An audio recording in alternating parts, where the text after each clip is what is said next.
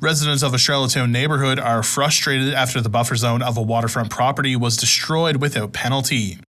Neighbors of a property on Colonel Gray Drive are concerned about erosion and structural decay because its new owners clear-cut its 15-meter buffer zone after buying the property in August. Shores Ryers, who lives next to the lot, says when he and other neighbors saw workers with chainsaws and excavators start to chop down trees and bushes within the zone, they complained to the Conservation Office and the Department of Environment. Ryers says he is unaware of any stop work order or fine being placed against the developers, which he says is frustrating.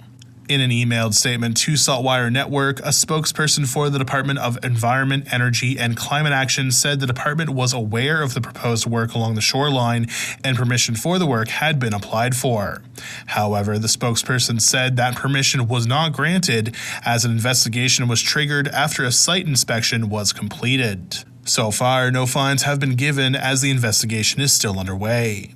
Under PEI's Environmental Protection Act, violators of buffer zone regulations could face fines between $3,000 to $10,000. However, Stephen Myers, PEI's Environment Minister, recently announced plans to raise that fine to $50,000.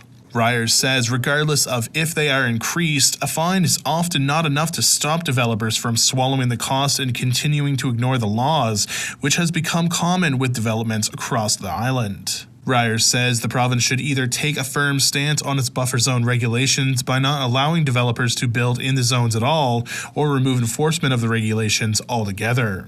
In Charlottetown, I'm Cody McEachern for SaltWire Network.